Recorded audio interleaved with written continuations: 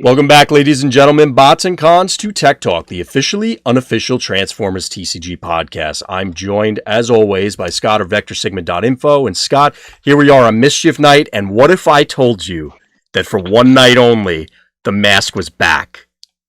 Oh, God. Really? No, I'm not really going to wear it the whole time, but I had to do... It's the night before Halloween. Like, if there's a night I'm going to do it, it has to be tonight, right? Yeah, that's fair. So give me 1 second to extricate myself from the mask and the headset. I'm using a new headset, so it's an over-ear one instead of in-ear. So obviously with the mask, it made it very complicated. Understandable. So as I was explaining to chat before you had joined us, it's the official topic list seems really short. We're just doing our usual comprehensive in that now that we have the whole set review of Siege 2. We're going to break it up bots and battle cards, but they cross a wide spectrum, so I grouped some of them together. Scott may or may not like how I grouped them, because we didn't really have time to cover all the bases ahead of time. So hopefully this order makes sense. I'm sure it'll be fine. Yeah, we'll manage to make it through. But before we dive into it, Scott,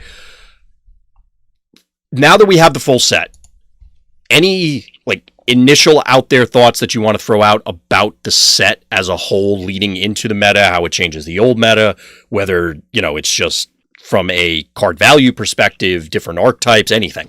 Any generalized thoughts you want to cover ahead of time? That we didn't talk about before, or is it okay to... I think it's fine to rehash things, especially in light of 3/4 of the way through. We got the Press the Advantage ban, and then we also got a whole lot of information based on the last set of cards. So I don't know if that influenced a whole lot of your early opinions. I think what's most interesting to me is just the wide variety of both archetype forcing characters as well, and some battle cards, but it's mostly really on the character side, to be honest with you. There's both archetype forcing characters and very powerful support characters in certain ways. Right. And what I like is that a lot of the and when I say archetype, some of them are just... Oh, sorry, everybody. We had one of those technical difficulties. Stream dropped out for a little bit, so you're going to hear us pick up momentarily, and you didn't really miss a whole lot. So here we go. So the last thing that I heard you say before it actually dropped out is that, excuse me, the number of the quantity of characters that are both team defining as well as support characters seems to be significant with this set, and then you start to cut out after that. Yeah, but I think it's more than that. I think when I say deck defining, I don't just mean this guy's stats are better than a guy's stats that exist in the past. Right. In making decks on my spreadsheets and things like that, getting them ready for the ways that we share them amongst ourselves as a team, it's been slower because I guess I try to get things as close to right up front as I can to make sure that when other people are testing them, there's not a lot of questions or it seems rather obvious what's going on. But anyway, makes sense. But regardless of that, I mean, I think the big issue is the way in which the decks are built for some of these characters because of the abilities they bring to the table is just so different than other things in the past. So whether it's and in conversations, having not physically obviously played with the cards, even proxies at all, in just theory crafting conversations, the way that the decks play out is just much different because of some of the synergy that the characters have, a plethora of battle masters, or there's extra card draw, or there's extra ways of getting upgrades out, or there's extra ways of getting actions and things like that. And it forces you to have to change how the decks themselves are being created. Right. And played. And I can't remember. It's closest, I guess you could say, to like the way that combiners like just played out differently. Like that would be the I can closest see that. analogy I can come up with. But I think it's even more. It's just it's on a wider scale because a lot of the characters are like one ofs.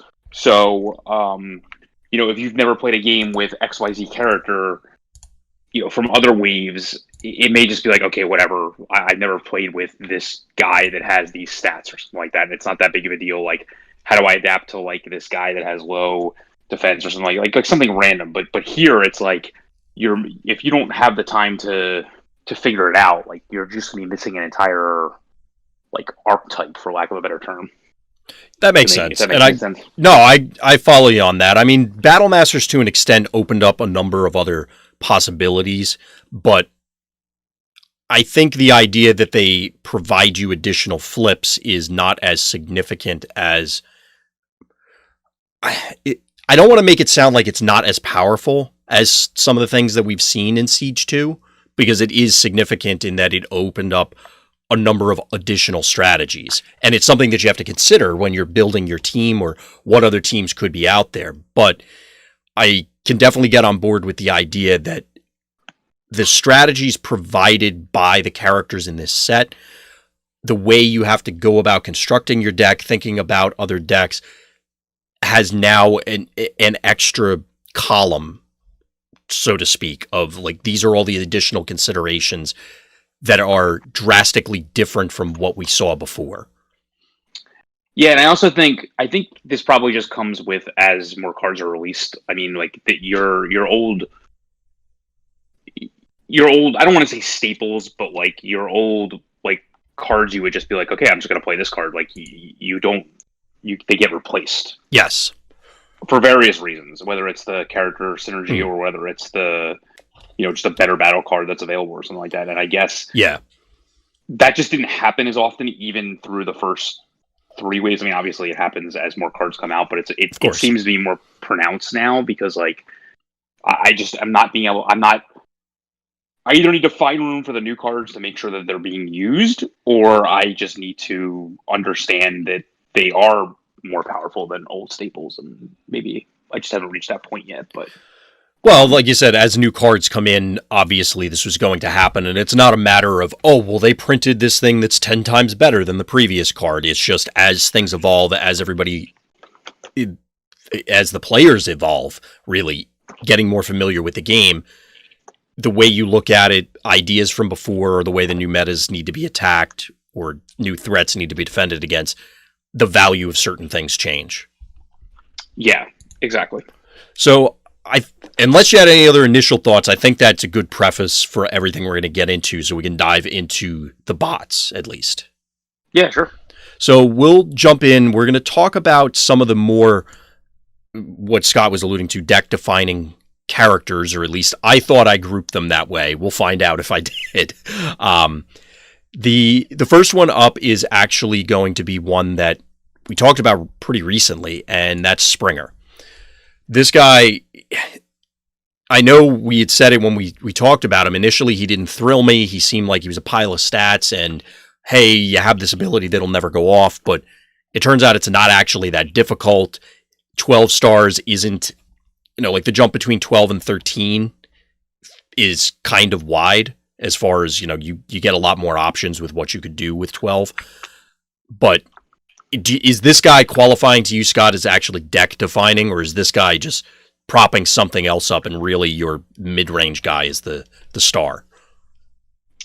No, this guy's deck defining because of the extra. I mean, both the card draw or card sift, I guess you would call it, although there is draw. Getting rid of 1 and drawing 2 is obviously. Yeah, you are net positive on that. Right, being ahead. But his 7-card flip to mode ability, I mean, essentially is giving you an extra turn's worth of actions. Yes. Action phases, I should say. And that is, I guess, more powerful than it was in the past, simply because we never really have had a character that has been able to facilitate this much play, like, playing of cards, Right. all within the same shell. Like, you don't really even need.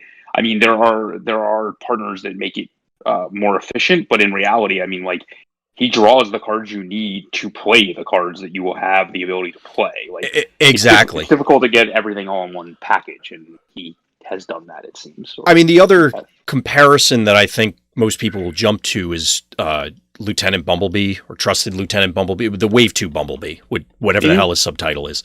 Trusted Lieutenant, yeah. Yeah, I couldn't remember exactly what it was. I think the comparison there is reasonable, but Springer does a number of things uniquely different. For example, Bumblebee requires an attack to draw the cards.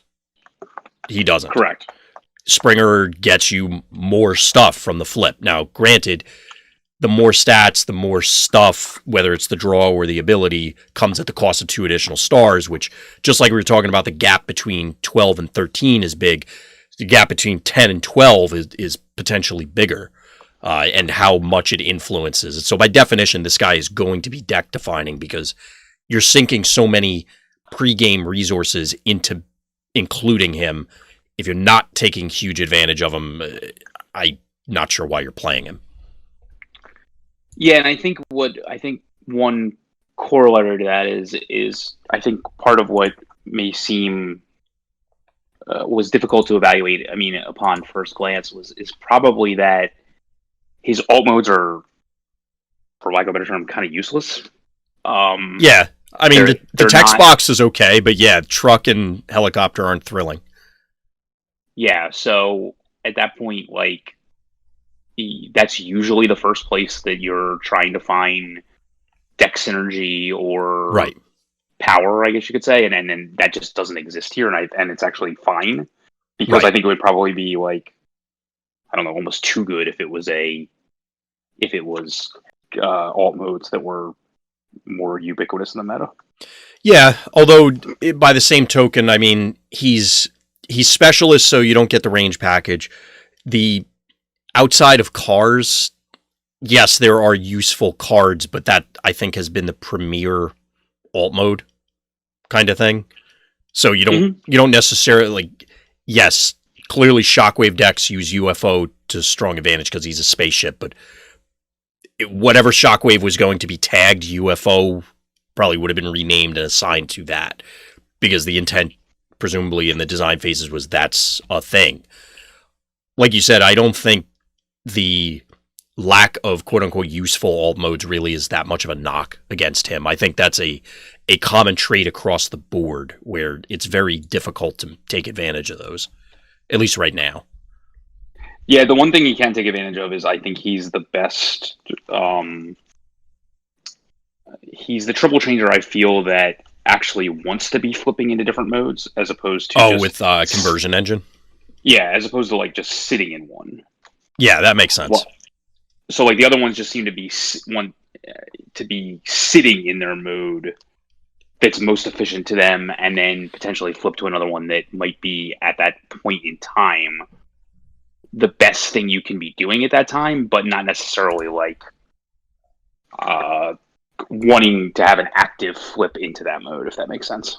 I follow you. Yeah, the only one, if we go way back to Wave 2, I guess Blitzwing could make use of Conversion Engine to some extent, but I agree with you that the vast majority of the other ones, if not all of the other ones, it's a nice to have where there are going to be fringe cases where Sandstorm, or not Sand, is it Sandstorm, the other Autobot one? Yeah. Obviously, if you hit the appropriate tribe on the other side, you're going to want to switch modes. But beyond that, I don't want to say who cares, but I agree with you that this guy wants to be moving around as much as he can. There's an advantage to actually flipping, where I think that the other ones just didn't have that. So yeah, or at least not something an advantage enough to justify it. Whereas that flip could potentially, yeah, you get the bonus with Sandstorm, but maybe that flip would have been better used on one of your other characters just to do something else, whatever that something else is. Yeah, and I think they might have even known that, because I mean, it was kind of like, I don't know, like Blitzwing had relevant relevant tribes, so like, yeah, you could play Hunker Down, you could play a Bombing Run or something like that. But like, the old Springer really wasn't flipping into modes that were Yeah. relevant, just like this one. So I mean, like, if that's all they really had going for them Mhm. back then, this is a way to actually like make this significant. Yep. Yeah, I'm in agreement with you. I have a lot of things in mind that I want to play with Springer. Obviously, he's going to be deck defining, like we said. He makes up a good chunk of your team, but still allows you for some flexibility that I think there's a number of different builds that can utilize him, and he does enough unique things. It's another one of those that there's so much card text on him that it feels like he has to have a place. Mm-hmm. Granted, it's only one ability in each mode, but all of those abilities are good, and it's very hard to find characters that have 3 positive abilities across their modes. And it's difficult to find a character that doesn't care which mode they're in from a combat perspective because all the stats are the same. Yes, and that's also true. There's actually no relevant combat text. I mean, obviously, getting extra actions and upgrades is good for combat. Yeah, you but can turn it. Mm-hmm. Yeah, but there's no actual like I get bold in this mode or I get tough in this mode, and there's no decision making from that perspective. Right. And it's also rare to find a character that outside of a lot of combiner teams, to be honest with you, that has a mode you can flip to on right away that gives you some advantage. Yeah, I'm definitely with you on that. He provides, I don't want to say unique again, so I'll say abnormal abilities compared to exactly what you described. Most other characters have some directly combat related abilities, such as bold or tough, or do something along those lines, impacting how hard you're going to punch or get punched. Obviously, playing extra actions or whatever to power him up or power his team up leads to more damage, but you have more flexibility as to what you want to do. Mm-hmm. So I really like Springer. I never really cared about Springer as a character, but the card is winning me over. Oh, I liked him on the cartoon. I mean, I didn't have a problem with him, but it was like, all right, he's one of the good guys. All right, whatever. I don't know. I was never attached to him myself. Okay. Other than the one line from the movie, obviously. But I mean, he was the first Autobot Triple Changer, I think, right? That ever saw cartoon play, I think, right? Probably. I'm sure there's one that's a technicality or something. I'm trying to think. Well, I mean, yeah, if you don't want to count, like, I don't even think so. Like, unless you want to count that, like, Perceptor has that base mode or something like that, whatever it was. Yeah, that one's kind of stretching it. We'll leave that one alone. Yep. So I guess we can move on from Springer. Whoop, don't want to bring him up again. The next one up is actually another triple changer. Now, I broke this one out. It's Octone, and I'm probably going to call him Octane the entire time. Spoiler alert. I broke him out separately from where I grouped the mercenaries in with a few other characters, but because he is by definition at 13 stars, you got to be building your team around him. You're not, unless you're going to tell me otherwise, Scott. I can't imagine a build that's focused on the other 2 guys that are there. Maybe if it was him and a 12, and you can justify the 12 as the quote unquote main character. No, I don't think so. Yeah, I'm trying to reach for this, but I don't think it's possible. But I do like this guy a lot for a number of reasons, and feel free to jump in if I'm stealing all your points. But I mean, having built-in plasma burst seems great. It across a number of different things. The access to all the new mercenary cards seems fantastic. The fact that if the plasma burst and the mercenary cards don't do it for you, he's an 8 health attacker with relevant other stats. So we're not talking a Inferno from Wave 1, where he's 8 attack and like, okay, his other stats are not great, like his health specifically. We're looking at more health than Battlefield Legend, and he punches just as hard. Granted, in that mode you won't get the flip, but still. It seems like he's answering everything you want in that cornerstone character, or providing everything you want. I would agree. I mean, love of direct damage aside, but but it's kind of hard to ignore it. Yeah. The mercenary cards to me are, so given the recent bannings, Yeah. there really is, really honestly, like I think outside of confidence and outside of like, I guess if you want to argue that like using a character's unique weapon falls into this, there really isn't a whole lot of reason to be Autobots or Decepticons.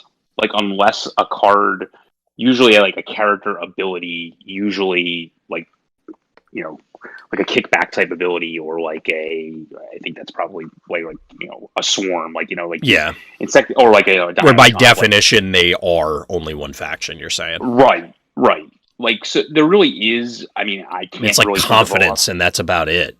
I mean, yeah, exactly. Up to this point, how many? I mean, I know I've built decks myself with Swindled, but like, it's you're not really going out of your way to be like, oh yeah, now I'm playing Swindled. Right. So that being said, like, I think you are trying to go out of your way to play mercenary cards. Absolutely. Because, and I haven't even been able to really theory craft like all of them, but I mean, I can't imagine that any deck that features mercenaries and I think we're probably going to get into this later with other characters. I mean, I know I had them on when I did my pre-list, but like, there's certain ones that like you're going to want to play the Opportune X. I think they're both called Opportune. Yeah, like repair and offensive. Yeah, so I guess I just feel like you're always going to want to play them no matter which mercenary you're playing, assuming that you have your other two partners being the correct faction or the same faction, I guess, just to make sure that they're live cards. So both those cards are above the curve, like from a pip perspective and from a ability perspective. I mean, really, and not to break your train of thought, but I feel all the mercenary battle cards are, I guess, maybe not coup because it just does the one thing. So I guess that one doesn't quite count. But all of them have strong pips, they have, and I take that back. I guess valuable contract. The thing that gives something else bounty. I don't know if we're counting that, but that's not a bounty. That's not a bounty. Yeah. So, but all the opportune offensive, the double black pip ones, all of these do something, multiple somethings that are positive and have strong pips. So I think bringing it back to Octane, that like that's a valid reason. And to your point, we don't really have I'm starting with battle cards, therefore I'm going to go to these characters as much, or it doesn't feel that way. Like, yes, you had Dino Chomp or like you said, Swarm that would force you into certain tribes or certain archetypes or whatever. But this feels different because of the simultaneous tribal with mercenary, but genericness of, oh, well, I can opportune offensive any Decepticon sort of thing. Yeah, I mean, we're getting all this in like a very easy to run package. Exactly. And again, like I guess I'm just surprised that and in the article that introduced the mercenaries, they kind of talked about this, but like there wasn't a huge push for the other factions throughout the first few waves for being those factions. So I'm kind of surprised that there is this much incentive to be a mercenary when there wasn't this much incentive to be anything else. Now, to be fair, I mean, I get what you're saying, but at the same time, I'm very curious how many mercenaries we're going to see going forward. And the reason I say that is it's entirely possible that this is a self-contained idea, and therefore this is the opportunity to do it. If they don't do it in future sets, well, they're not going to get any buffs, whereas clearly we're going to get more Autobot or Decepticon cards down the line. So it may have just been, hey, we got to get these guys in, and we have to wedge in their support also. Yeah, I guess it just depends on where they want to take this concept, I guess. Right. I mean, we've talked, I'm sure as a lot of people have speculated offline, I know I have with a number of people that Are we going to see Quintessons or other we'll call them the big two factions? Are we going to see those other ones down the line? Do they interact with these? I played other games where these sort of things were introduced, and then it gets very interesting to me from both a gameplay, obviously, but also a design perspective of if you take myself out of the game and I look at how are they going to accomplish some of these goals. And I mean, in this case, to not digress too much, I think they hit a home run with this because there's a huge incentive to play these cards. Both the characters as a result of the battle cards, but the other way around as well. Yeah, and again, I guess I just don't feel like there's a huge incentive not to play these characters. Yeah, there doesn't appear to be a drawback, especially, like you said, in light of the recent ban. It's just, I mean, I guess we probably would have seen them in some capacity anyway, since they could dodge it themselves anyway. But yeah, I don't see a reason not to play these guys. Now, some of them are better than others, but Octane specifically, he does, again, it's another one of those, he has so many relevant positive abilities plus strong stats and relevant tribes and this and that, and it's just like, that's a giant pile of good stuff. Yeah, and to wrap it back to like to bring it full circle around him specifically, I think one of the things that he has going for him is that I don't know if it's true necessarily with the other one, some of the larger mercenaries, because I think they might all operate on the same thing. I just think he probably just does it the best in that because by definition he should be the centerpiece of the deck at his cost. He should be the character that can take advantage of the I don't know how you want to describe it, but like the cards that work best with the mercenaries themselves, as opposed to the opportune cards that work best with the partners. Right. So the mercenary focused stuff. Yeah. So he works best with the mercenary focused cards because he should, because he costs the most. He has therefore the most opportune. Like he should be the centerpiece of the deck, so therefore he should be the last character alive. Right. Even if things aren't going well. But at the same time, because he is so large and is so much of a focus, he also can allow the other characters to run the support. So therefore, they should be able to use opportune offensive or the other cards that the mercenaries help with. Right. So I think he's just the center. He's just the way of showcasing these cards best.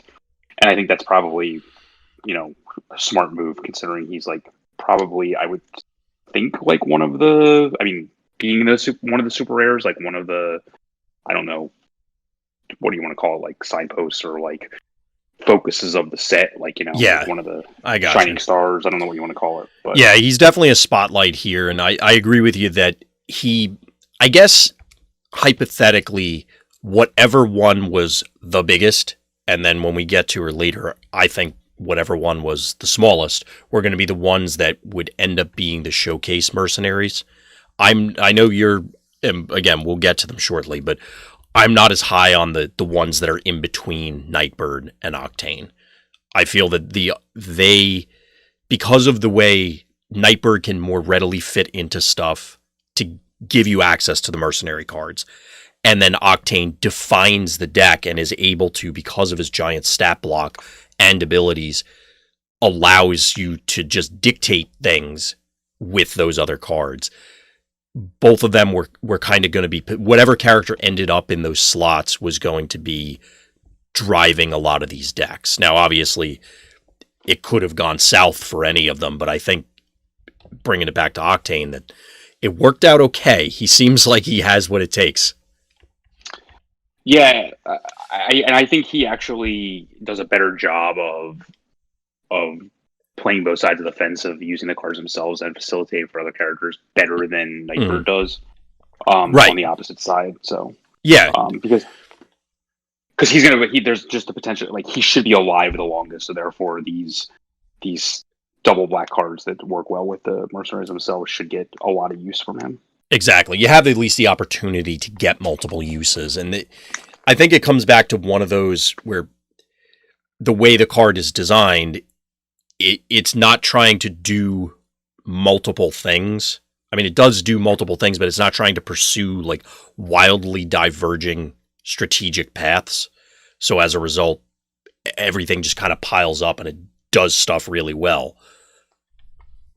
Yeah, I don't think this character's on our list, but I do think that Detritus does a pretty decent job of doing all these things as well. I don't think it's just because he's the 12 and Octane's the 15, but I mean, and 13. I mean, I think it just happens to be that way. But I think that I think they both do it pretty well from this perspective. I just think Octane is just on another level as to how he does it. Yeah, I think, and that may be Detritus is detriment. Yeah, I guess I was debating. I'm like, is that too much? But I think his biggest problem, and you're right, he wasn't on the list, but since we're bringing him up, that at least for me, I'm very much going to go. I have Detritus, I have the remainder of the team, and I set it up this way. I could just change out these characters and get Octane, and there are clearly going to be scenarios where Detritus has the advantage. I don't know how many of those are going to end up being, edge cases.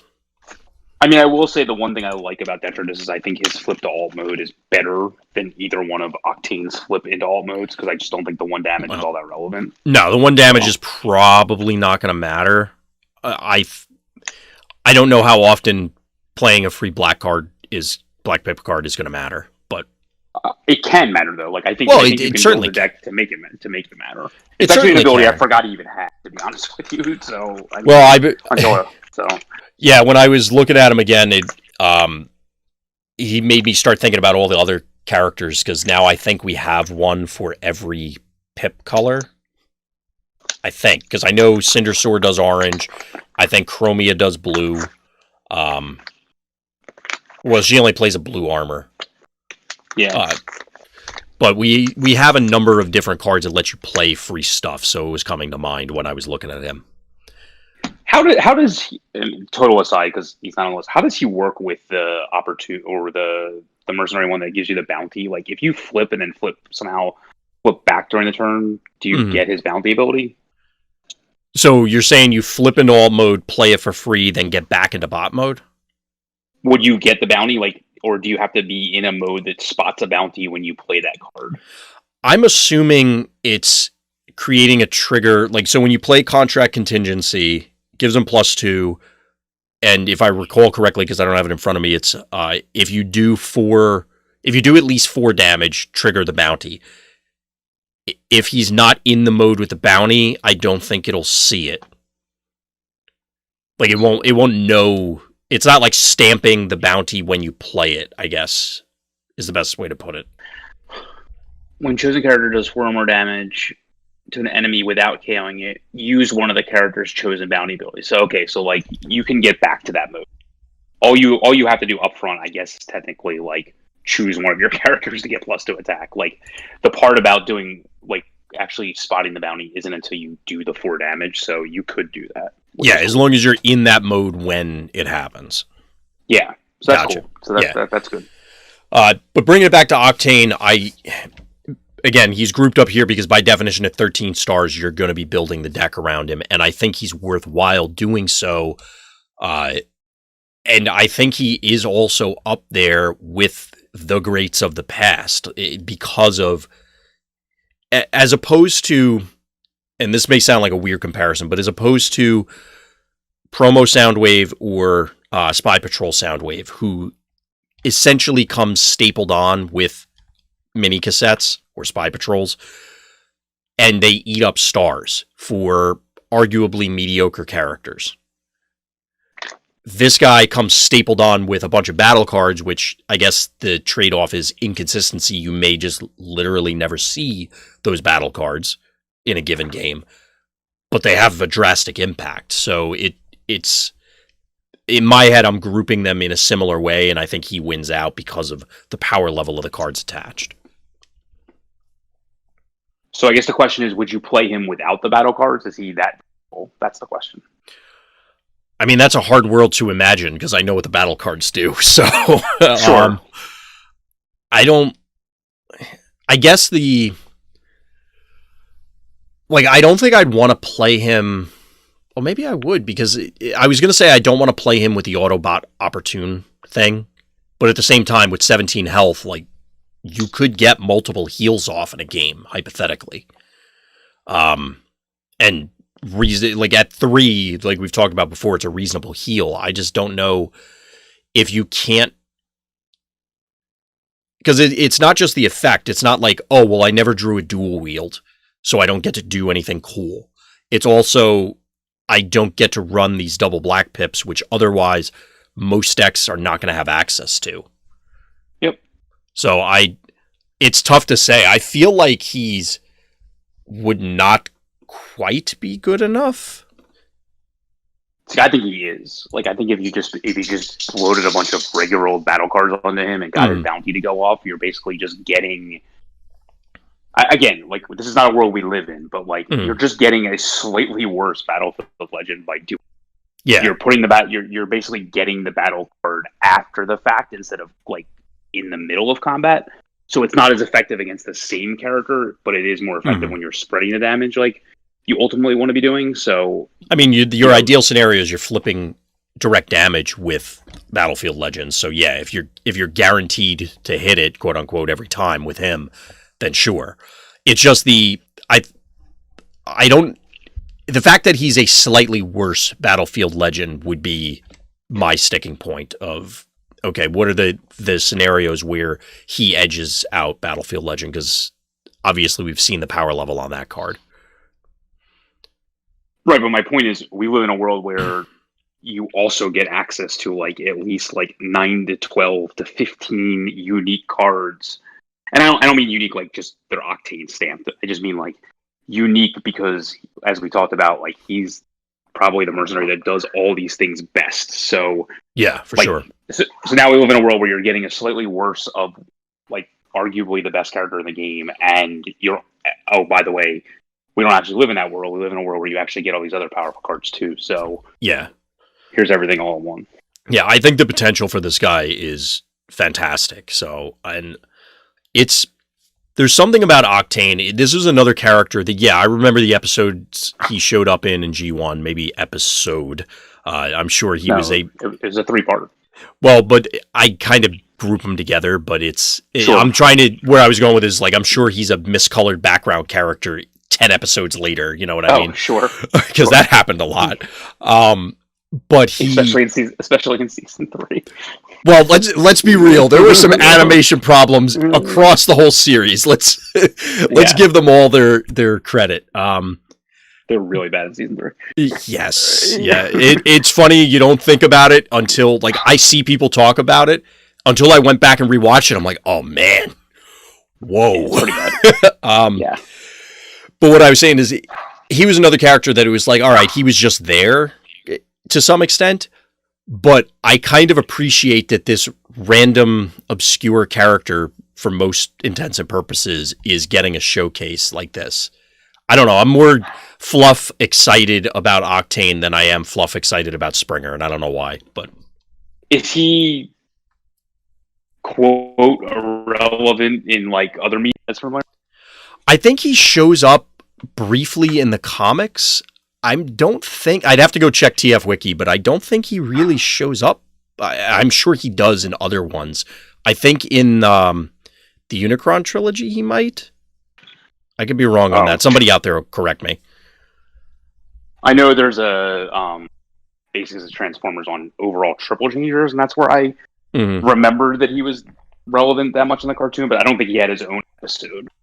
So I was just, it was a whole episode on Triple Changers in general, which I watched during Rise of the Combiners. So. Gotcha. I will say the toy looks cool. I saw somebody tweet a picture of him, Astro Train, and Blitzwing next to each other from the recent lines, and they look pretty good. It makes me regret not picking them up, but anyway.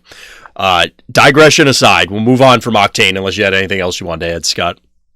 No, Cameron loves our toy talk and our... oh, he does? Our hey, while we're on the subject, Cameron is still...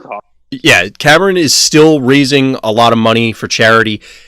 I know this is in the middle, and I should have said it at the beginning, but definitely check it out if you can. It's for Extra Life. Arbitrary Hero over on YouTube. Figure we'll get it in before I forget. Yep. So we'll move on from Octane. So now we're moving into some other larger defining characters. And this one is probably going to define your team at 16 stars, and that's Jetfire. This is another character where it's like he does so many positive things, and 20 is a lot of health. It's got to be good, right, Scott? Oh no! Hang on, getting the co-host ready. Hang on. You're getting the what? Getting the co-host ready. Oh, okay.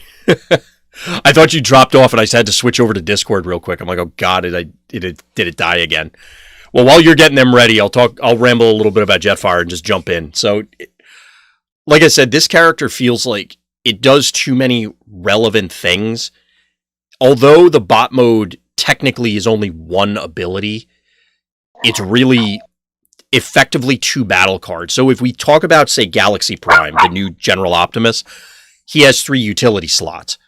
Jetfire effectively starts the game with 2 utility slots that already have cards in them. And yes, they're not mind-blowing, but they're still solid cards. The obvious issue will be, are you okay with the partners that you can squeeze in at those stars? But the phrase we've usually called is, if you Voltron the guy, load him up with a bunch of stuff, you can make a very threatening single character here, and a very sturdy one as well. I mean, yeah, with 21, is it 21 health or 20? 20. It's only 20. Let's not get wild. Sorry. I mean, the decks I've sketched out, I mean, I would imagine that like his combat stats pre-armor, pre-weapon should be, he's a 6 attack, right, to start with? In bot mode, yeah, he's 5 in the other one. So you're talking about, how do I explain it? It should not be difficult to get him to be pre-flip, pre-armor, pre-weapon for his stats to actually really read 8/24. Right. By putting double upgrades on top of your deck, and then still having 2 extra combat flip. Yeah, it's real convenient that half of the typical double pips are upgrades. Yeah. Even if they're dead, but this gives you a way to filter them out, so it's not like drawing it as truly dead. I mean, they're far from dead in this deck. They're they're honestly some of the best cards I think you can draw in this deck, which is again, that's part of the appeal of this set to me, is like I have to look at Handheld Blaster and Improvised Shield and like, man, I hope I draw these. Yeah, how many times have people said that? Like, to draw them, not flip them. Well, that's one other thing, to one of your earlier points, that Jetfire, along with a number of other characters in the set, and it started with Shockwave in the last one, where it's, for lack of a better way to put it, the Metroplex effect, where it's you're 1 tall. Yes, you're technically not 1 tall with this or Galaxy Prime or Shockwave, or pick other character that's an insane amount of stars. But let's be real, like, your 4-star partners are probably not carrying the day. You're effectively 1 tall, and I think it's a very interesting play pattern now that we've had a long time, and I think even Wizards has said this officially, that, and you've said it, I think, on the show as well, Scott, that the game is going to trend towards 3 wide, because you get the most variety, you mix and match stars. It's interesting to me that although this is 3 wide, it's 1 wide, effectively.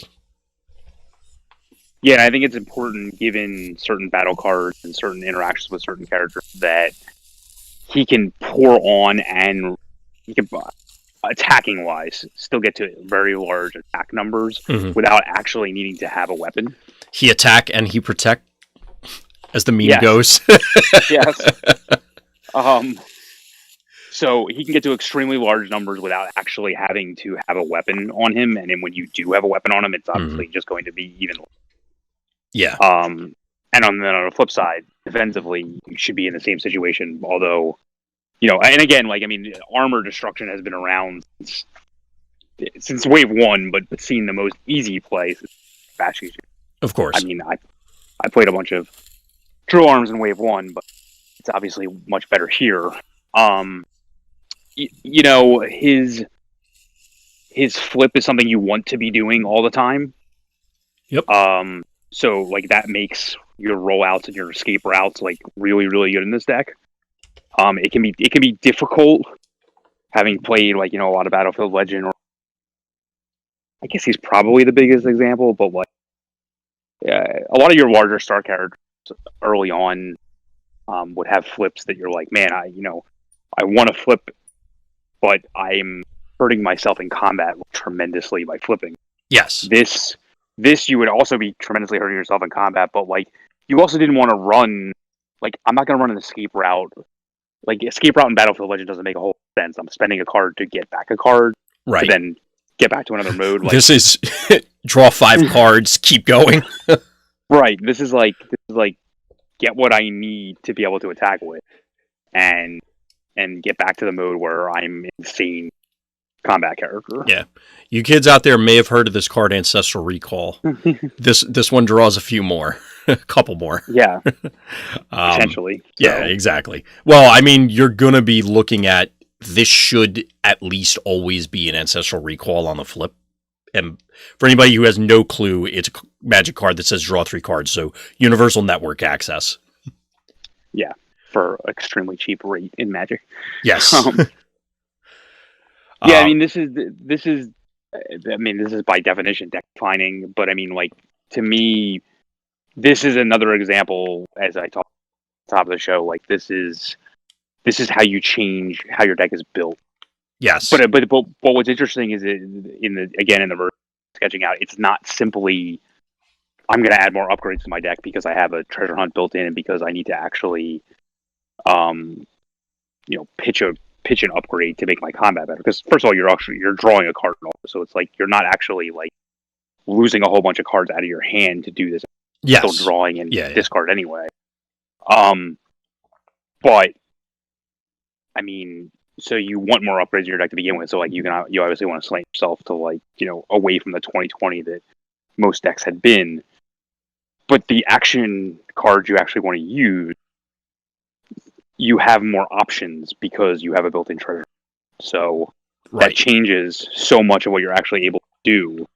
And because of the nature of the character being active on both sides of combat, in all likelihood, deck, which by definition would you so much options. And when you're not tough or bold based, like a lot of characters, like if you compare them to General Office, for example, being double pipped colored in that deck was a way to make up for the fact that the bold and tough that he gave to himself and his team and the focus allowed you to run a more efficient battle deck, in terms of card quality. Right. And you basically just got back to equilibrium. You were typically flipping 2 on both sides, if especially on attack. But that was really just getting you back to equilibrium. You weren't actually getting 3 a lot with the bold, as you would typically expect in an all orange deck. Right. Whereas here, you can cheat the numbers even more efficiently, in my opinion, and still get very large because you basically have a built-in bold and tough just like that. But the way to manipulate through the data pad and security console is help that even more. Absolutely. Yeah, I think you pretty much covered it for Jetfire. Compared to Galaxy Prime, I'll admit, it was cool when we first saw him, but now that we have Jetfire, I've kind of forgotten about Prime, and maybe that's wrong, and it'll turn out that it's the other way around. But Jetfire has me way more excited from what he can do than what Prime offered. I think like you had said earlier, it really just comes down to, can you get any value out of installing character perspective? Yeah, the 4-star guys are going to be the key. Yeah. Well, the 4-star guy is just going to be a speed bump. But like do you want to play a 5-star that helps you when it's alive, helps you when it's dead, helps you because of its tribe, helps you because of its combat tribe? Like what do you want to do with this? And like, if you want to play too tall, is that even worth it? Like, do you want to play a 9-drop or an 8-drop or something like that? That like, is that good enough? Like, can he stand in front of multiple attacks Right. in a combat round and you get a second relevant character on attack? These are the questions that we're gonna have to figure out the answers to. Yeah, but again, I think they are interesting questions because it's something that we haven't really encountered up to this stage outside of, well, Metroplex. Yeah, I haven't seen a character at a cost where you can actually include other characters that I really feel like can actually carry a game literally on. And I do believe, just based on the simulated combat, he can actually do it without benefit of upgrades, which is obviously going to be impossible given it.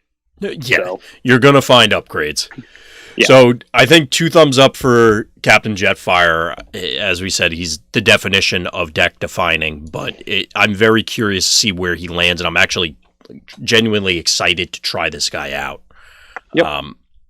So if we move on from there, we have one that I added to the list, and that was Sound Blaster. I just like this guy. We talked about it when he was revealed that he's Soundwave.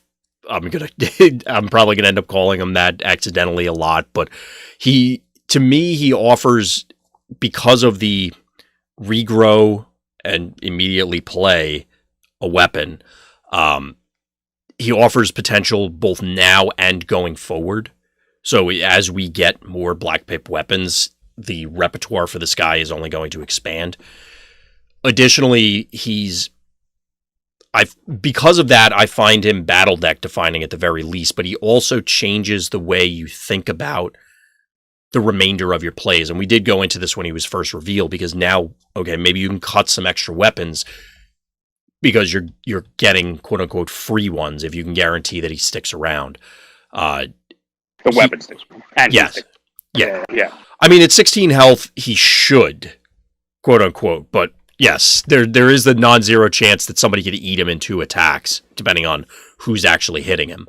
But the fact that it modifies your battle deck so much, hypothetically anyway, and then he also, allows you to, it's, I guess there's something about blasters with free plays.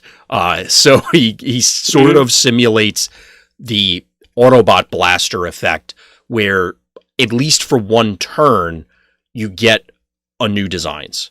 Now, that's much more restrictive, but something you can more easily prepare for, I guess, compared to the Autobot version where it's just, okay, give me the top card of the deck. Now, you could build the deck so every card is quote-unquote live, but you could also build towards this so that your other plays are relevant. And that's interesting to me on a number of levels, because just like Octane and some of the other characters we're talking about, it's not necessarily defining from a team composition perspective, because you could theoretically just throw 2 guys on here. It's also defining from a battle deck perspective, more so, I think, than we've seen in the past. The set as a whole is doing that more often than previous ones. Right, I would agree. I think the easiest way to look at him is obviously with our Disruptor Blades. I think it's the best. I think it's the only one. Well, I think it's the best statted black weapon. Plus, it definitely is. Yeah, there are other. I'm joking about there being no other black weapons. Yeah, but there's basically no other Black Pip weapons. Right. It gets to the numbers that you actually want to run a weapon for. And what I like about it. Oh, he's dropping out there, Scott. What do you like about him? So at 12 stars, you gain obviously partner options than at 13 or 16. Yeah, for sure. But what I like about it also, I think, is a little under the radar, is playing with a plethora of, I would assume, other black cards besides our Disruptor, just to be able to fuel that alone. Means that if you're going first, let's say, your character against any type of deck that you're attacking with first, normally the juiciest target, I guess you could say, that you're offering up Right. to your opponent, actually should get real damage through black pips, and we've talked obviously numerous times about Right. they're not at the same power level as other ones. But I think this actually opens up an option. Hey, at least you're getting in for something. I don't think that I actually say. Right. So there's that periphery aspect of it as well. Oh, that's definitely relevant. And I think it also, from a play pattern perspective, changes things, because typically it is, well, I save my best attacker for last. Either you want to protect that guy, or you want to make sure that that character is connecting on the appropriate target on your opponent's side. Sound Blaster in a 3-wide shell is probably going to be your second attacker, so that you can then turn your third one into another large attacker. And it may not be drastically different, again, especially to the level of some of the other cards that we're talking about, but it is a departure from what we've seen currently. Yeah, I mean, I think the only thing he doesn't have going, I think the only two downsides of him, and these aren't the biggest deal in the world. I mean, first of all, his attack is large. Yes. I mean, because he's probably going to be a 9 most of the time he attacks himself, which is, quite large. Yes. So there's that aspect for 12 stars, but I don't think you can actually even, I mean, only Nemesis can get there after you reshuffle your entire deck. So, I mean... well, I mean, you got Springer. There are a few other options where you could slam a weapon on guys to do that, but I get where you're going with it. But this is, quote, like, for free. Actually take exactly, yeah. Yeah. Excuse me. So, I guess before I say the only downside, I will say, like, I think the most important aspect of it is finding which other upgrades he pairs with best. Because if you're getting the weapon free, quote unquote, you need to use your play for something efficiently, and if it's going to be on him, you need to find an armor upgrade that's actually going to help you. He can play double duty. A lot of times you have to basically make a decision as to whether you're going to play an armor, keep a character, or I'm going to play a weapon to make them powerful. He allows you to do both. Exactly. I think unique. I don't think there's anybody else that does that. I mean, there are ways, obviously, to accomplish it. You could, but you're not traditionally playing those guys. Like Wave 2 Megatron could let you do something like that, but you're getting a 2-star discount for way less stats and way less useful things. I mean, like, this is like a ram horn type of, if you think about it that way. Yeah. In reverse. Yep. I mean, and he obviously sees play often, and it's a very powerful blaster deck by getting that extra play in. This is on that level at the minimum, and then at the max, just moves that weapon then to another roll at a +1, so turns the R Disruptor Blade into a grenade or so. Exactly. I think the only negatives about him are a low starting defense, which is probably because of what I just said, to be honest with you. Exactly. Like, you should be getting armor right away on him. What I do like is that sturdy armor is anti-range, so that seems relevant in this format. So you should have a decent amount of armor, even though he starts with low in bot. I think he has 2 in the alt. Yeah, he has 2 in alt and 1 in bot. Yeah, so there's that aspect. There's a low starting defense, but maybe having 2 in the bot was just too powerful. And then it's just the fact that he's a specialist, and the cards are as powerful as other combat tribes. Yeah, I mean, I think that was openly stated that in a recent first-party article that the way the different tribes end up working out and what their themes are, it's often specialists get the weird, quirky things and, extra actions or extra plays or whatever, but they may or may not necessarily be on a direct power level as some of the other tribes are. Right, but I still think you can combo certain cards with him.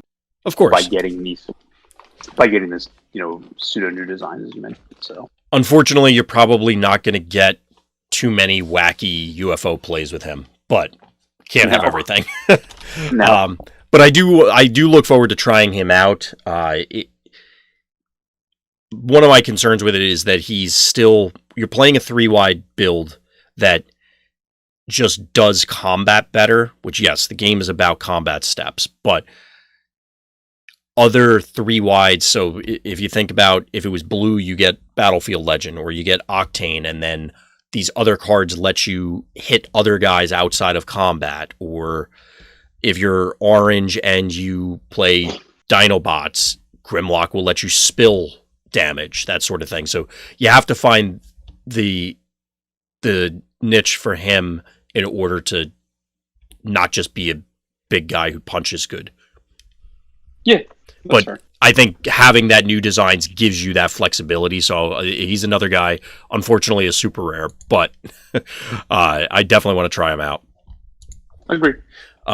Moving from there, we are moving into Skytread before we talk about, because he's kind of the segue into the more support bots. So this was a guy that because we got the spoiler for him, and then the Press the Advantage ban came sometime later. I don't remember exactly how long it came, but I remember looking at him initially and going, well, I guess he's just going to die. And now it's... Sure. I mean, you want him to so he can combine, but he was going to combine with... he has a significant amount of defense, but he would have had 10 damage on him or something, and then he just gets pressed into oblivion. Now that world has changed, so I'm definitely taking a different look at Skytread, but I think you were you're more enthusiastic about this guy in general. Is that correct, Scott? Or this was just to fill out your list? No, I'm very enthusiastic about him because I haven't seen the perceived negative, and I don't know if it's actually to lose your hand. I mean, it sounds drastic, but to be honest, by the time this guy's combining, assuming you sequence your attacks properly, he's probably, you lose, air quotes, 2 cards. He gets in, you get one of them back. And then the next turn, you're going to draw one. You're losing stuff hypothetically if he were to die, but I don't think it's going to be that bad. It doesn't seem that bad. I mean, what I like about it is, if you have a large hand, which you probably won't when he combines, you're basically saying, I'm turning all these cards in my hand into potential or whatever flings, I guess. Yeah. Which doesn't see play because it has a cost to it of actually costing you a card. Here, you're basically getting that back. I don't know, I guess you could say it's fling that draws like a card when you play it. Well, if you think about it that way. So that is positive. And it's just the fact that you get an extra, and you also get a large base attack without having a weapon or any other upgrades on him. Yeah, that 6 breakpoint is pretty important. Yeah, for 12. And he has 3 defense. The way I like to look at him is if you were just to think of him hypothetically as 6'10", 3, he would only be slightly, that could untap and attack again once. Mm-hmm. He would only be slightly understated. But what you get here is you basically get the ability on the fly to go from deck to a 2 tall deck. Mm-hmm. Without having to sideboard.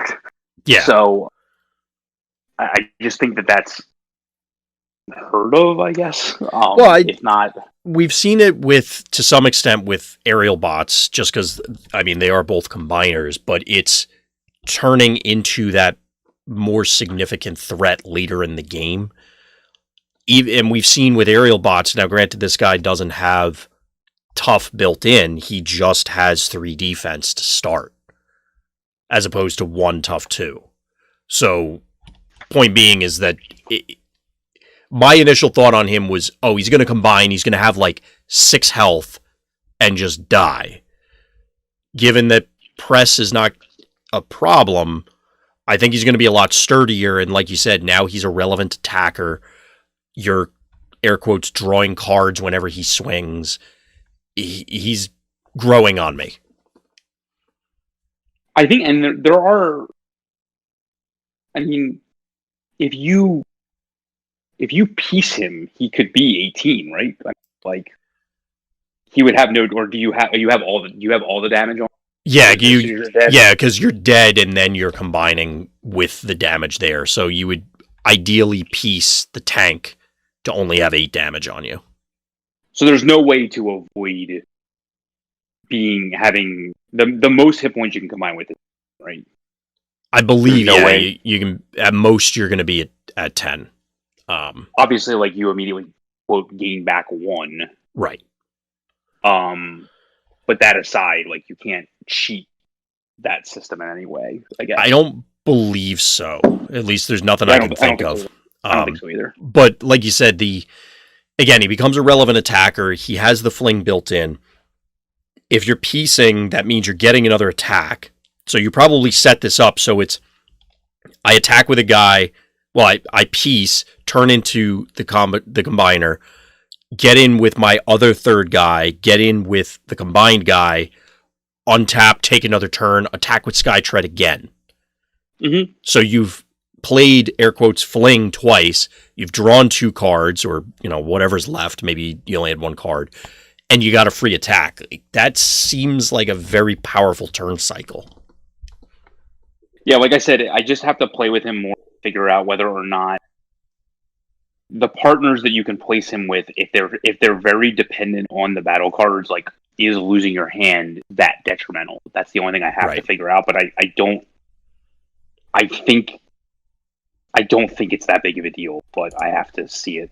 Well, it's of course going to depend on, naturally who the partner is and all that fun stuff. But because he doesn't require any flips to do all this nonsense, it opens up the obvious partners. We'll say he's at 12 stars. There's a few 13s you could look at. Yeah, and I think it's cool that, like, the tribes of the plane and the tank, like you can put, like, a tank only armor on, have it carry over to the plane. Yeah. And vice versa. So to the bottom. Yeah. You could say. I mean, they would obviously be dead once he is combined, like, if you draw them afterwards. But yeah, it is something to keep in mind as you're constructing things, that you could engineer those scenarios that, okay, these cards do insane things, and they become even more incredible if they go on a character that they quote unquote shouldn't be on.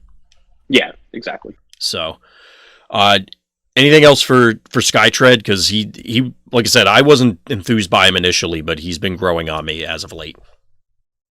Again, I've never actually played I don't think you actually played with Dreadwing, so, like, you've seen the power of getting that extra attack, like, in the middle of a cycle. I haven't actually played with them because I just watched you guys play with them. So, like, you could, yeah, it's a powerful effect. So, well, it's anybody out there who doubts it. Let's put it this way: Cars is a good deck, right? Mm-hmm. Why is Cars good? I mean, there are a lot of reasons, but one of the big ones is you get untaps. Well, what if you started with your untaps every game? Like, you always have it. All you have to do is set it up to make it happen, and you got it. It's not a matter of, okay, I drew 3/4 of my deck, but all my start my engines were in the bottom 3 cards or something like that. Right, and you want to be the blocker other characters in order to get the effect off, which I think is interesting. This is like when we were talking about Springer and Octane and some of the earlier characters, that all of the abilities and all of the play patterns for the card build together so they mesh well and they synergize well, as opposed to other characters that sometimes they just want to do 2 wildly different things and then it hurts them. Mm-hmm. Yeah. So, moving from there, we have our last few sets of bots, and these are the more supplemental ones. So the remaining 3 are Nightbird, Sights, and Tailwind. So we'll start with Nightbird. As I mentioned earlier, I personally feel that Nightbird and Octane, just by virtue of their star costs, were positioned to probably be some of the better or best mercenaries. I think Nightbird, it's after thinking about it, it's tough to see or think about what abilities or actions you're actually going to be stealing that are going to be relevant. But the times that you do, and you get that piece through tyranny, or you get the burn action, the direct damage that you need, you're going to blow people out, and there may not be a whole lot they can do about it. Yeah, I just think with her every attack, it's ability. With every attack, what? With her only starting at 3 attack, it's going to be difficult.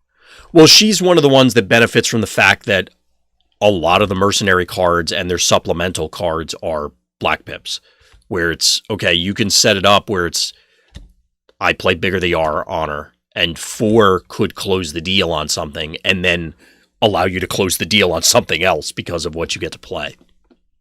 Yeah, I mean, I still think, I mean, you would have to get, either play a bunch of bold cards or, yes,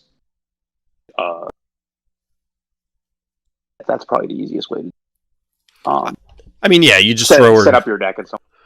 Random orange deck, go grenade launcher, reckless charge, kill that guy. Is that what you're saying? Yeah, I mean, there's always that, but I mean, again, it's a world where that may not be as efficient. So, like, right. I guess, and dual wield obviously will help her as well. Of course, to reach that. I'm more worried about her. About her what? How do I, like, the good thing about, and I'll cover this later, but like the good thing about, like, what's it called, the +2 card that gives you the bounty. Oh, contract contingency. Yeah, is that the +2 can go on anybody. It's only the second part that can go on. Mm-hmm. It only matters for the mercenary. So that card's quote never dead. Yeah. Whereas dual wield, I guess, is technically dead if she's dead. Right. And I don't think there's a lot of it. And like I think unless, and I don't even think it's possible to. Is there an 8-drop mercenary? Yeah, I guess it is technically possible on a 4-wide deck with 2 mercenaries. I think what you generally want to be doing is running the mercenary with however many other characters you want to run. So she makes really good use out of the 2 opportune cards. That's for sure. Right. It's just that whether or not she can make as effective use out of the mercenary based cards as some of the other larger mercenaries can. So I think her main role is basically fueling the cards as opposed to getting fueled herself. Although I think, like, how many cards do you want to be running for your 7-drop? You know what I mean? As in what, to like actually power her up? That revolve around her having to survive. Well, I don't think you're required to run that many, depending on what the partners are, and that's. I mean, my initial thoughts were, "Hey, well, this is now finally something I could run with Soundwave. This is the answer." I don't think it's going to be the answer. Specifically, the promo Soundwave I'm thinking about, but given that she can fit into that middle slot and still give you enough breathing room with a number of other compositions, that's the advantage. Obviously, the opportune offensive, since you need to be playing it on Decepticons, or opportune repair for that matter, playing it on Autobots, it makes it a little more challenging, because whereas with Octane, okay, the other 2 guys are smaller, clearly you want them to be Decepticons, give them Pierce, wonderful, they're off to the races. On the Autobot side, it's, okay, well, I guess they would want Nightbird so that you get access to the repair, but they're not the repair target. You have a big Autobot. And she does give you... Or a safeguard. Yeah, that as well. I agree that I don't think she's necessarily going to provide as much impact as, say, Octane, but I think she may show up just for, I want a mercenary, but I don't want to devote my team to the mercenary. So then she just fills that slot. Right, which to me says, like, I guess the only card I fear playing with her is dual wield, just because I think it could be dead. Whereas, like, I think you would just run contract contingency regardless, just because it does something no matter what. I mean, you're not thrilled by +2, but it's still +2. So yeah. So it has use in all Yeah. favor. I mean, But I think her main opportune cards. Yeah, I would agree. I think she definitely falls into the category of I'm playing her for the mercenary cards as opposed to playing her for the bounty, because while you could get those blowout plays, it's going to be difficult to engineer those scenarios, or more difficult than other options. And then even if you succeed, there's not necessarily, it's like, oh, I get to play inspiring leadership. Well, wonderful. I mean, I actually think out of the sideboard, I think she, as a character, she's going to see ability than out of the main deck, just because, like you said, like if you're going against an orange deck, for example, there just may not be a lot of opportunity to actually play anything, because a lot of the actions are going to play combat actions. Right. Playing a supercharge is not thrilling. Right. And I mean, playing it doesn't do anything. Whereas, I'll play Reckless Charge post combat. Great. Right. Like you're not gonna, like, if you think about it, an Autobot aggro, I'm not gonna just, like, you can't play Confidence. You can't, like, it's gonna be net negative. Like, you can't play a combat action. If you think about the way that orange Autobot decks have been constructed in the Wave 3 meta, there just aren't going to be a lot of targets. Like, your best ones are going to be the direct damage that they chose to play, as we've said before. So, right. I think if we can't find a home for her, I think she's going to probably see more play from the sideboard perspective. If she gets to that route, I don't know if we'll see her at all, only because is she your best sideboard option? Like, I'm struggling to. I get where you're going with it. It's just going to be tough for me to justify. I don't know if that's going to turn an entire matchup around, and I kind of want my sideboard character to do that. It's possible. I mean, I think her best use is going to be I think she's going to. If a safeguard deck works, it's going to be based on her opinion. Yeah, I could definitely see that. So moving from Nightbird, Sights is a character that's showing up in a lot of lists for a number of reasons. For me, at least, it's 6 stars, which is an awkward slot. He's a battle master that goes into being a utility, or becoming a utility means that he's not overwriting typically, or cannibalizing, or however you want to look at it, the quote-unquote important slots where, you always want to be playing specific cards into them. But he also provides a huge power spike because of focus, buffs on both sides. Yeah. Focus 2. Well, I just meant focus the ability, but yes. Focus 2, he starts with focus 1. He's ranged. It's like, this guy does everything. And you don't have to shell out a whole lot for him. I think you're doing the same thing, Scott, where it's finding reasons to not play him is the harder part. Yeah, I think he has high survivability given his built-in focus, 9 hit point defense to start with, depending on how you build the deck. So I think there's that aspect as well. Focus, we've already seen established well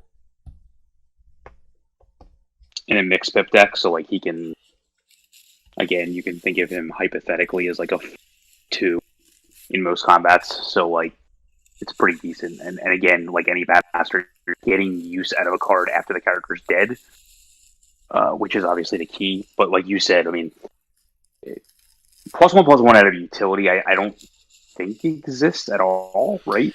I mean, the closest we get to it is acute reflex, right? Yeah, acute reflex is, you could, I mean, if you treated aerial recon as that, because you get not focus to dig for stuff, but A, it's not the same, and B, you also get other stuff from this guy.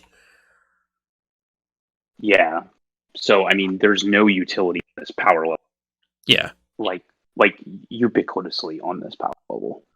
And I think this guy fits in a number of different things. I mean, the obvious, like you were saying, he's a 4/9/2, hypothetically, but even in, we'll call it not focused decks, as strange as that sentence sounds, he still digs for double pips or white pips, which, even a singularly focused orange deck is going to have double oranges, and it's probably going to have some white pips, so it's go find them. So this guy could be punching harder or surviving more than most people would expect. Yeah, I just think the fact that you get, the numbers I've ran with Focus 2 and +1/+1, you're just improving your combat leaps and bounds if you're playing. Absolutely. For that Focus deck. The only thing I can say is I wish it was Horrible or somebody like that. I know they're not Battle Masters, only so we could say the Red Bull gives you wings. Wow. Yeah. It had to be said. So anything else for sights? He's ranged also. Yes, we did. I did mention that earlier, but yeah, we didn't really touch on it. It's the guy does just about everything. It's incredible. Yeah, I think in wave one, most what? Most powerful battle master proven later that should have been fire drive. I don't think there's any doubt. I don't think we're going to be wrong. This is the best for this set. We talked about Vanguard at length, but like, who were the Autobot one is kind of awful. Utility wise, yeah. Yeah, the utility one. There's the Decepticon armor, and then Caliburst is pretty decent. The Decepticon weapon. I don't remember what the Autobot one is. It's the Milo Pony. Oh yeah, that one. That one's unique, but I don't know where that fits right now. If it fits anywhere. Yeah, that's what we talked about, but I don't know if we don't know if that's a thing yet. I don't think it is, but that's where it should fit. Right. That would logically be where it would exist. So moving on from there, closing out, I know you had a couple other guys that you might want to bring up also as a recap, Scott, but we're closing out with Tailwind. So did you intend this guy to just be a catch-all for the Lords or specifically Tailwind? Specifically Tailwind. Yeah, I do like this guy the most, probably followed by Powertrain. But tell us about why you care about this one in particular. He just has very good stats. Pile of stats. Yeah, for a 5-drop, even without his ability, which doesn't have to flip to be used, he has stats on par with other 5-drops that are combiners. Mm-hmm. Better in certain situations, and not really difficult to engineer situations either. No, and when you add in the fact that, flipping a Scoundrel's Blaster with this guy is flipping a security checkpoint. Flipping a Bashing Shield with this guy is flipping a triple arm. That seems okay. Right. So, and did I mention this is a 5-drop? Yeah. And he gives it to other characters. Yep. We saw General Optimus granting just bold 1 and tough 1 to other characters was pretty good. Giving him +2 seems all right. Yeah, what I find interesting about the Lord General, I think I've seen a Battle Master ability used twice in my, or a Micromaster ability twice in all the time they've been available. Yeah. There just aren't a lot of situations where it's that easy to pull off. And so, where you want to be losing an attack to gain one action play, essentially. Right. So, if you look at him, even alone, because he is a member of Airstrike Patrol, so he would give the bonus to himself. You just have great stats for a 5-drop ranged character that doesn't need to flip. Exactly. And when you then add in the fact that he gives this same exact everyone else is patrol. You're talking about now suddenly having that are significant numbers in decks that you don't really need to engineer that much differently than decks you're building normally to get that Right. ability.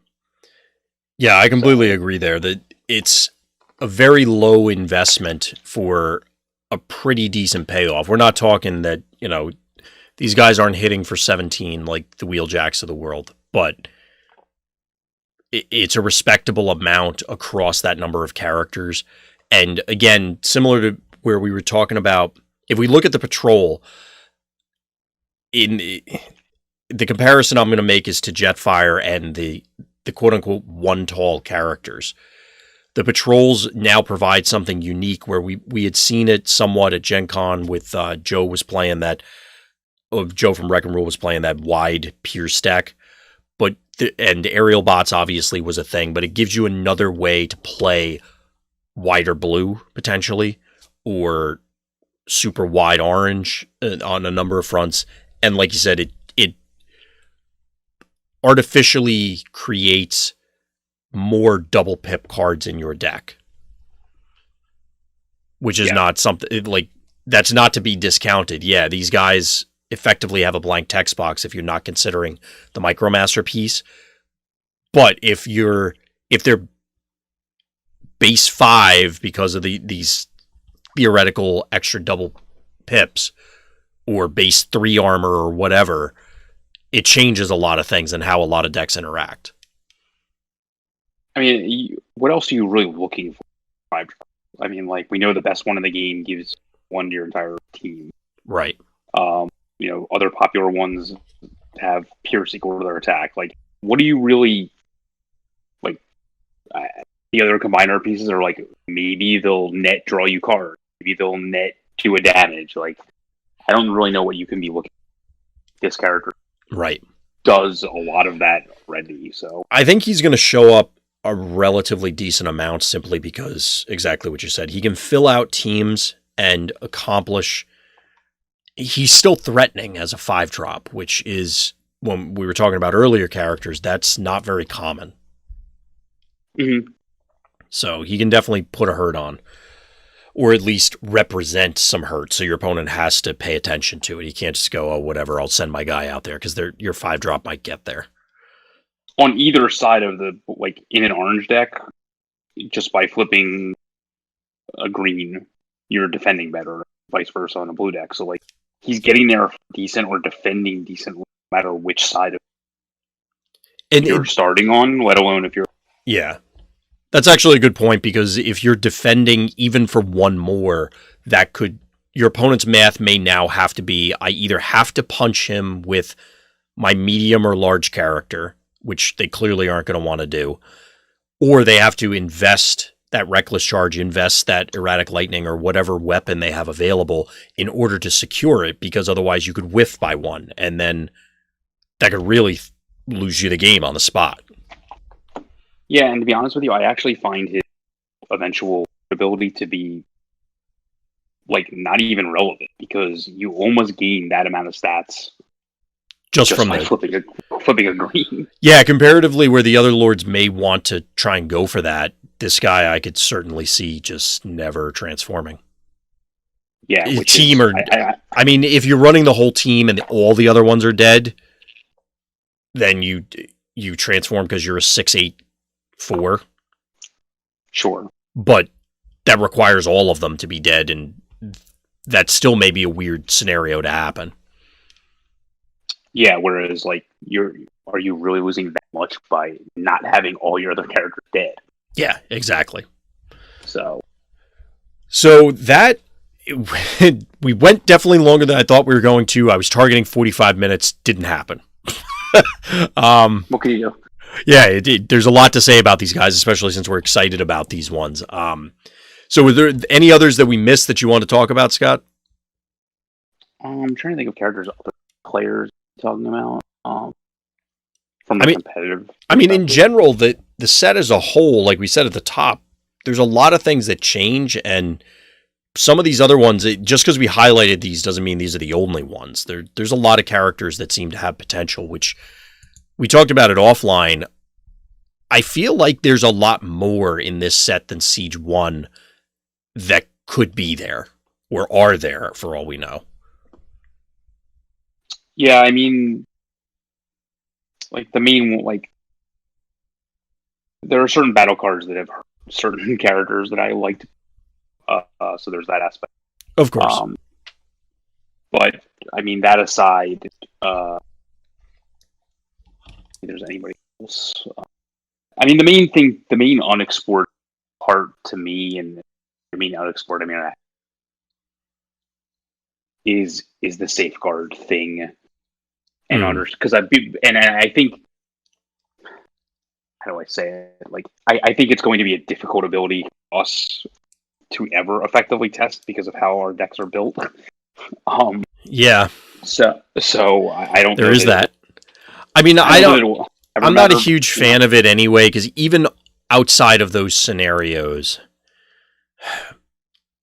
I think like Hot Rod has the most potential simply because, okay, you get an extra action, you could do hypothetically something mean. The problem is that, I mean, you've said it before, being in the mode with Safeguard versus the mode you want to attack in, or the ability you're trying to get is going to be a challenge.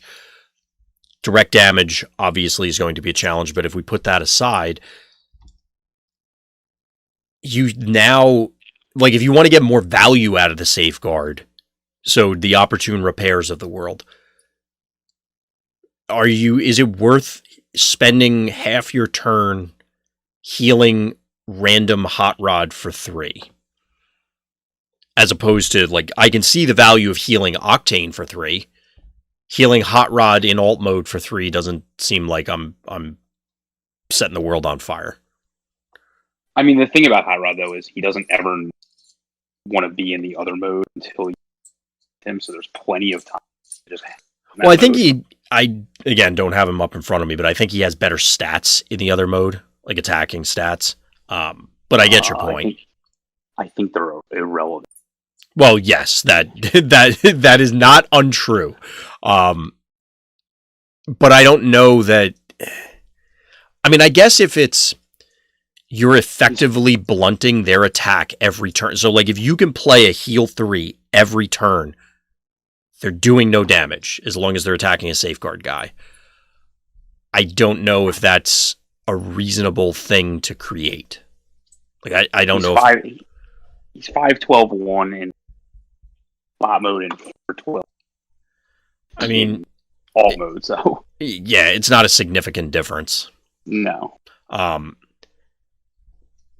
I don't know. I don't know if there are enough heal 3s at the moment to make Safeguard. And this is another one that might fall in the category of, like, I don't know if that deck should exist, because that would be intensely frustrating to play against. I mean, I guess the answer is just play direct damage, but I could see where that would lead to a quote-unquote negative play pattern. I mean, does Scrapnel lead to a negative play pattern? I don't know. Just something you have to deal with. Like, well, but the difference with Scrapnel is I mean, there is an argument to be made that he has a negative play pattern, but sure. On a more serious note, like, you are advancing, eliminating Scrapnel.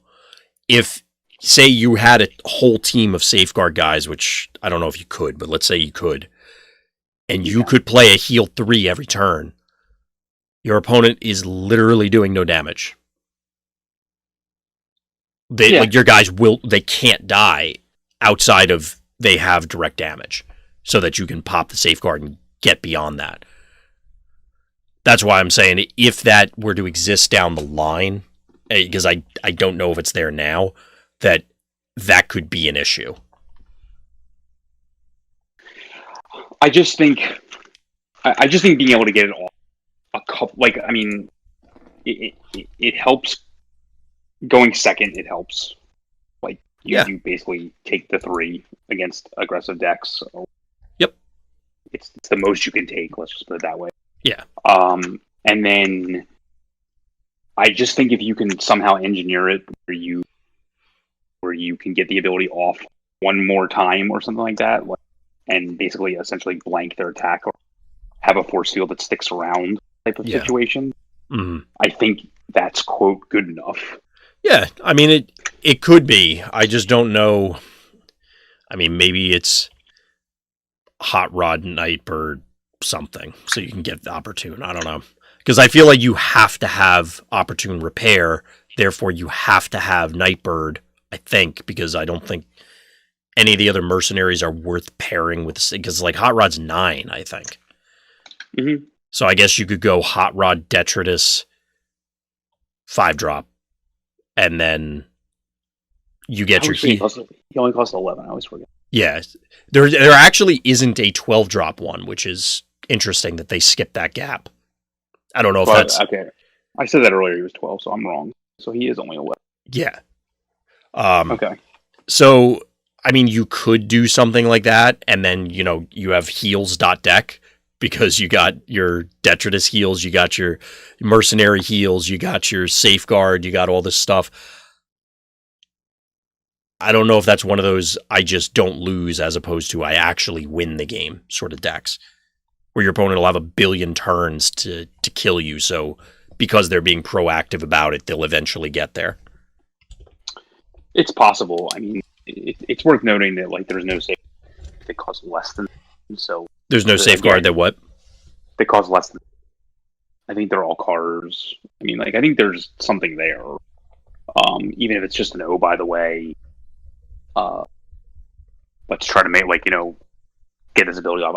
I just wanted to we have technically we have no revenge or save, but the revenge characters are all that great. So of the 3 keywords that I think bounty most to see play that we can immediately identify, but if there may be something there with safeguard, we haven't even tried it. Speaking of revenge, I meant to bring up Triptychon earlier. I really wish. I don't know. I'm still going to try. It's not looking great. Maybe I just haven't discovered what it is, but he feels intensely fragile for somebody with that much health. And if you make him more defensive, he just feels like he doesn't do anything.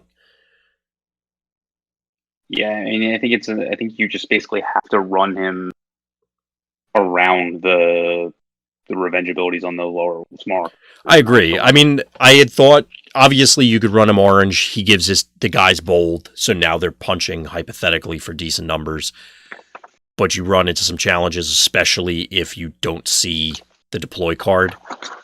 Mm-hmm. And then if you go the blue path, you're obviously not hitting as hard. So I think the bold there is actually you want to run more black pips, so that those little guys with the bold are going to find the black pips to actually push damage. But then that doesn't help Triptychon himself that much. And you're also, because you can't run a mercenary, you're very limited on playable black pips, because otherwise you're like, I'm not running Crowbar, or something like that. I don't want to anyway. Although that's a funny image, Triptychon wielding crowbars, but that may just be me getting tired thinking that's hilarious. No, I think it's fair. I don't know. I really do want Triptychon to work. I was really excited when we saw him, and I just haven't been able to find the right thing for him just yet. But maybe it's out there and somebody else will figure it out. Yeah, I mean, I think that's. No, I don't think.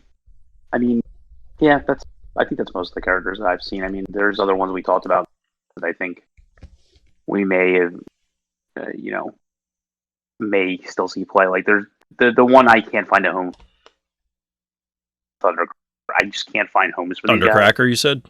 Yeah, and then I can't envision the Omega Spree, so I just don't.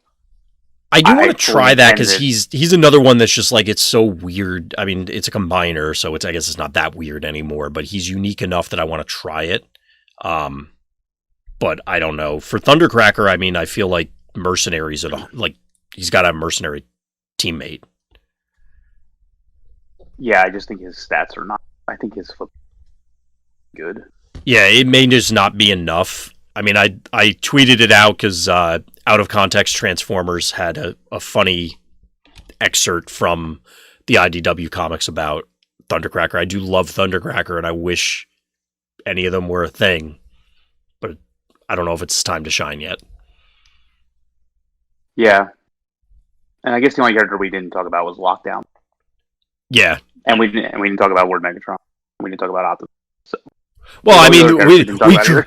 we could cover the whole thing again, but we'll be here for No. another 4 hours. Like I said, the depth of characters, and I think that's probably where we can summarize, is just the depth of characters that provide unique things is just insane. Like, just about every character, I pick them up and I go, I want to try something with this.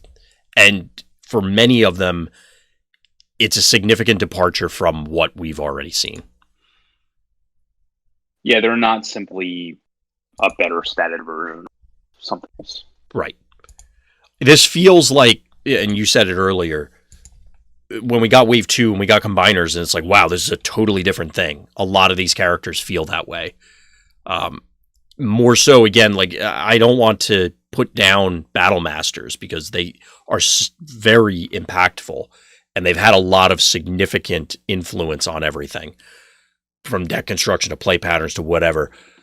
A lot of these characters seem to take that a step further in this set without just being, like you said, I have +1/+1 over the last guy. Right. So, well, I think that we can call it a show at that point. I don't know if we'll break this one up because this one's kind of long, but we'll, it might make more sense to just leave the battle cards as its own thing, and each of them are long. We'll see. But as always, everybody out there, thank you for listening. Thank you for watching. And please tune in next time for more Tech Talk.